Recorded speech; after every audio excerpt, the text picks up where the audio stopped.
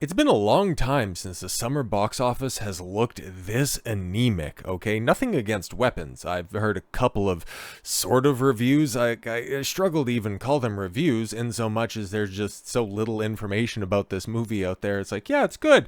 Well, can you go into detail on it? No, you should go watch it because it's good. And it's like, okay, cool. Well, it's like, I would like a little bit more substance on this, but okay, cool. If that's the tent pole at the theater here, heading into the last couple of weeks of summer, leading into Labor Day long weekend, I mean, can we definitively say, now that we are just about 2/3 the way through the year, which is wild to think about, but we're here now. 2025 has been the most underwhelming year of this decade, and it's been a long time since we've had anything comparable. Like, nothing has really stood out. This has been the least newsworthy, least productive, most slop year that I can recall in like a very long time. You'd have to go back probably somewhere in like the 2000s-ish area for any kind of a comparable. It's just been such an underwhelming year. There's been some bright spots, obviously. I don't want to dismiss that, but in general, what a shit year, okay? Like, there's no two ways about it. It's just been fucking crap.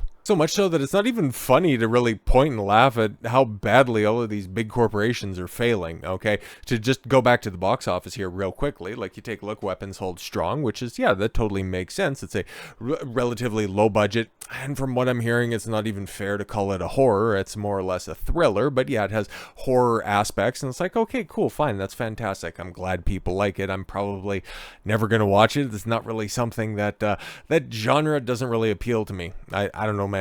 Good on you if you're so inclined. But yeah, Fantastic Four sinks under $10 million at the box office. And yeah, it just barely, with the actuals that we got now, barely creeped over $9 million over the weekend. It's like, yeah, cool. Here's another example of Marvel failing now in real time. Example number 857, but now people are properly taking this stuff seriously. Because invariably, in a few months, which is wild to think about as well, when we do the recap for 2025, and especially at the box office, like outside of Lilo and Stitch and Minecraft, like you just look at the top grossing films of the year, and it's another another video about the death of art can totally be made about that. But compare this with 2024, and you had $2 billion films at this point in time, Inside Out 2 and Deadpool and Wolverine. 2023, obviously, you had Barbenheimer, and Oppenheimer got within, $50 million by the time that it was all said and done of $1 billion.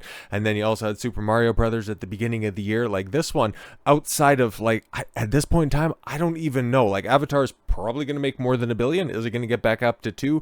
I wouldn't be surprised either way. Is that going to compensate for the absolute shite January and February that there was? Every other tentpole failing and floundering, and there's been no real sleeper hits. Okay, yeah, obviously, Weapons doing quite well, Sinners doing quite respectably domestic side, but these aren't films really taken off into the stratosphere. And the fact that a sequel to a relatively well-regarded action film like Nobody, and then Nobody 2 comes out and it barely beats Fantastic Four during its opening weekend. Now, I also heard that it was kind of a shite film as well, but the long story short is nobody's doing anything in the moment, because the moment that is 2025 fucking stinks. So of course the entire industry, and Marvel in particular, because that's what we're going to be focusing on in this video specifically, yeah, they're looking forward to the future. Because, yeah, Marvel's Fantastic Four set to bomb, $200 million budget, barely is going to break even. No, it's not going to break even, man. It's just not. According to the latest estimates, Fantastic Four first steps will finish at the box office between $500 and $510 million globally. A full $100 million less than Superman, but we'll talk about Superman next, because it's so wild, man. But we'll get into it. Yeah, in its fourth weekend domestically, the flick brought in $8.8 million. That's a little bit better, okay, with the actuals here. Okay, $9 million. Okay, so I found an extra, $200,000 in somebody's couch cushions. Fantastic, great for you. Another, 43. So adjust that and change that out a little bit. So yeah, no, it still says the $43 million or I'm sorry, 43% drop. Fantastic. Yeah, previous drops of 59.2 and 67.1%. Yeah, well under the Thunderbolts. Holy shit, fourth weekend of $9.691 million.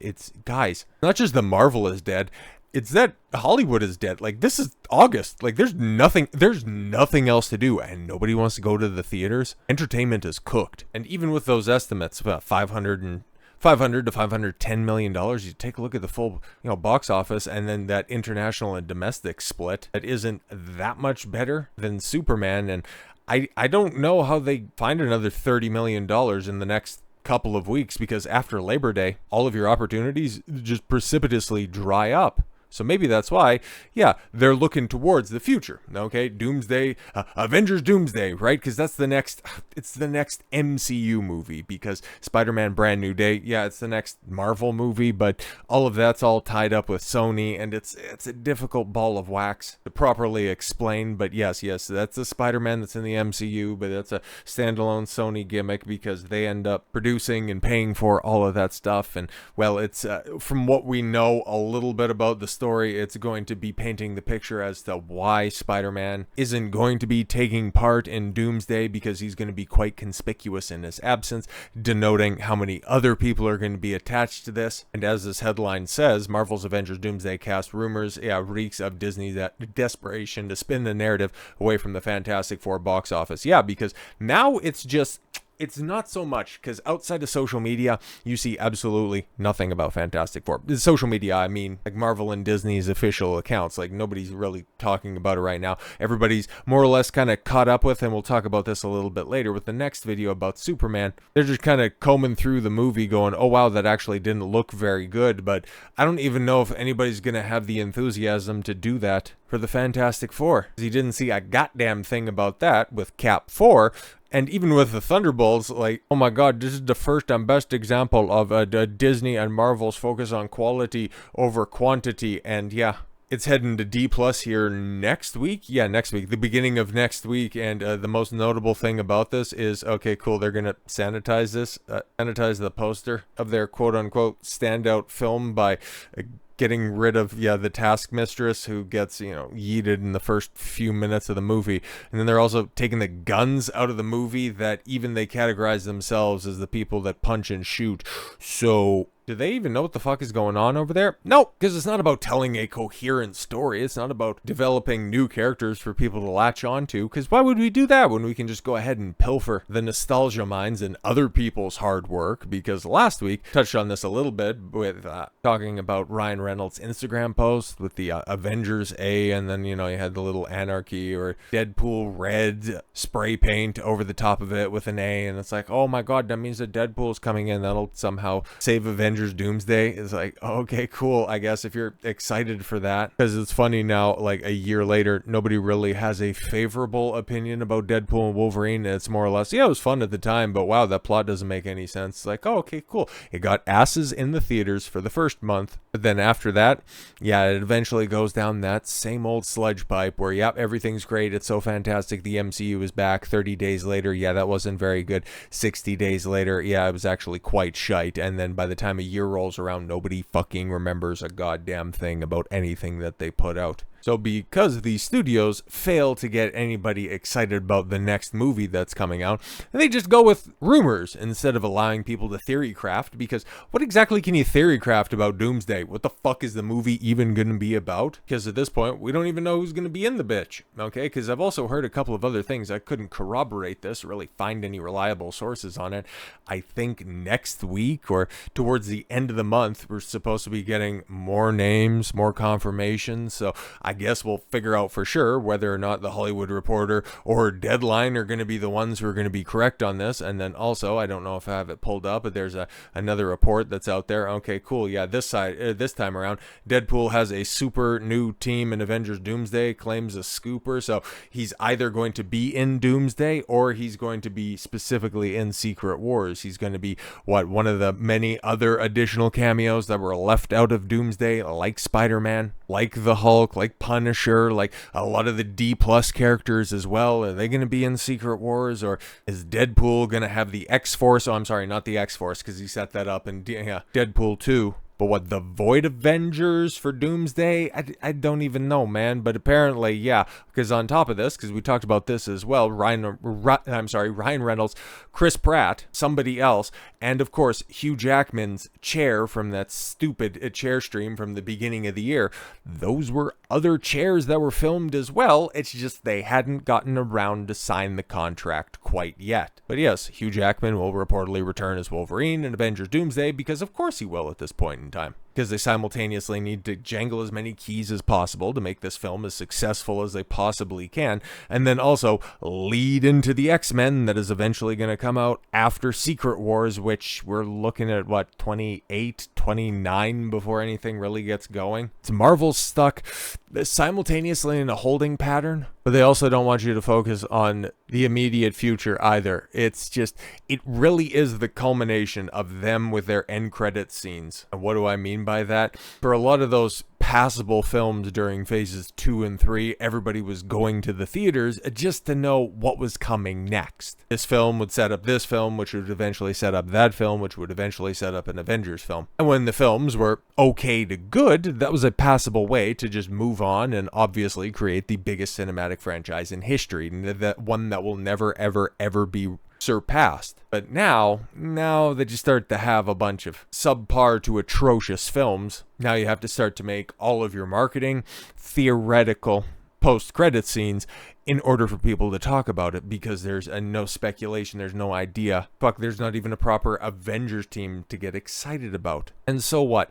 After this, what do we do? Okay, after Doomsday, after Secret Wars, you're obviously getting a reboot. Now, depending on the performance of Brand New Day and how well it gets received, I would imagine, especially for the slate of superhero films that are coming out next year, that's probably going to be, I don't know, man, maybe Clayface, but that's going to be a hard R horror film, so I don't even know what the market cap or the excitement level is on that one, but that one might end up being the best. But of the mainstream 3 that are going to be out there, yeah, I think it's a very, very, very safe assumption that Spider-Man's probably going to be the best film. But do we know how much more Tom Holland Spider-Man we're going to be getting? Do we know the length of his new contract that he signed in order to come back as Peter Parker? And we're also seeing some other casting decisions that, lets us know that the MCU is going to be taking notes once again from the books, and they're going to be looking to swap out their most popular superhero for social media's favorite Spider-Man knockoff.